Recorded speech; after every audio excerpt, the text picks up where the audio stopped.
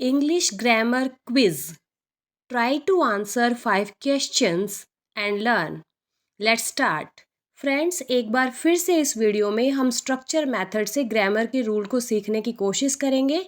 जितने भी क्वेश्चन मैंने इस वीडियो के अंदर इंक्लूड किए हैं वो सारे के सारे इम्पॉर्टेंट क्वेश्चन हैं जो आपको एग्जामिनेशन में मिल सकते हैं। तो आप ध्यान से समझेंगे और उसको सीखने की कोशिश करेंगे। फर्स्ट क्वेश्चन है हमारा, he looked at dash moon through the telescope.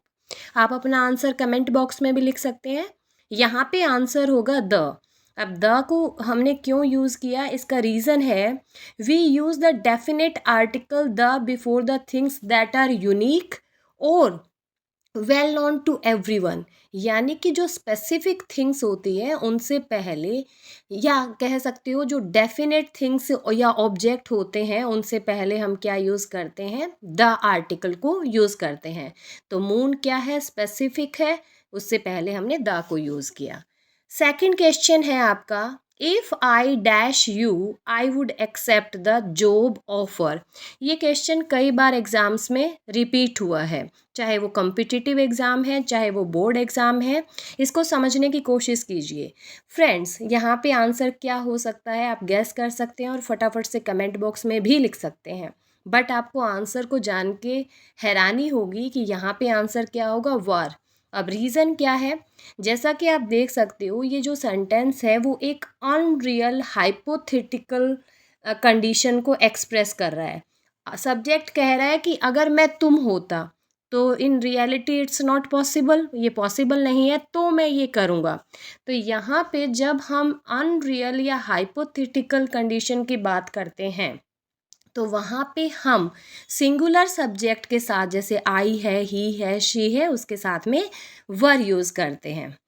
Next sentence को देखते हैं, he dash to the market yesterday.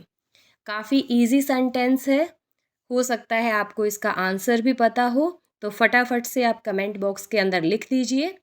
चलिए डिस्कस करते हैं अब हमारे आंसर को। यहाँ पे आंसर हमारा होगा वेंट। अब रीज़न क्या है, जैसा कि आप सेंटेंस में देख सकते हैं यहाँ पे यस्टरडे एडवर्ब को यूज़ किया गया है। Yesterday shows it's a past action. तो जब कोई सेंटेंस में पास्ट एक्शन को शो किया जाता है तो वहाँ पे हम सिंपल पास्ट टेंस को यूज़ करते हैं और वहाँ पे past form of the verb को यूज़ किया जाता है। तो इन चारों वर्ब्स के अंदर past form of the verb क्या है, वेंट है। तो हमारा आंसर क्या होगा, she went to the market yesterday.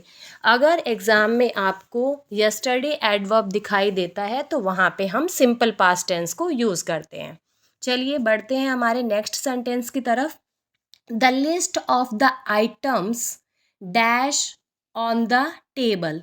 कई बार सब्जेक्ट जो होता है सेंटेंस का वो ग्रुप ऑफ वर्ड्स यूज़ किया जाता है, तो उस सिचुएशन के अंदर जो स्टूडेंट्स हैं वो कंफ्यूज हो जाते हैं कि यहाँ पे सब्जेक्ट क्या है। अब जैसा कि आपको यहाँ पे दिखाई दे रहा होगा, यहाँ पे लिस्ट वर्ड भी यूज़ हुआ है और आइटम्स वर्ड भी यूज़ हुआ है, बट अगर आप इसको ध्यान से सेंटेंस को समझोगे तो हमारा सब्जेक्ट लिस्ट है, आइटम्स नहीं है। तो इस लिस्ट क्या है, सिंगुलर फॉर्म है, सिंगुलर है तो हमारा आंसर क्या होना चाहिए, हम आर को यूज़ नहीं कर सकते, प्लूरल के साथ यूज़ होता है, वर को भी यूज़ नहीं कर सकते और हैव को भी यूज़ नहीं कर सकते। तो हमारा आंसर क्या होगा, the list of the items is on the table. इस तरह का सब्जेक्ट जब आपको दिया जाता है तो आपने समझना है कि यहाँ पे मेन सब्जेक्ट कौन सा है। चलिए बढ़ते हैं हमारे नेक्स्ट सेंटेंस की तरफ, नेक्स्ट क्वेश्चन की तरफ। ही arrived dash the airport on time. I think ये क्वेश्चन काफ़ी इजी है आपके लिए, तो फटाफट से आप अपने क्वेश्चन के आंसर को सेलेक्ट कर सकते हैं, आंसर को कमेंट बॉक्स में भी लिख सकते हैं। तो चलिए इसका आंसर क्या होगा। आप जैसा कि आपको पता ही है यहाँ पे हम एक स्पेसिफिक प्लेस के बारे में बात कर रहे हैं, तो हमारा आंसर क्या होगा, एट होगा। He arrived at the airport on time. Friends, always remember we use at for specific place. हम कोई भी स्पेसिफिक प्लेस के लिए एट को यूज़ करते हैं, लाइक एयरपोर्ट हो सकता है, स्टेशन हो सकता है, बस स्टैंड हो सकता है। तो जहाँ पे भी आप स्पेसिफिक प्लेस के बारे में बात करेंगे वहाँ पे एट प्रेपोजिशन को यूज़ करेंगे।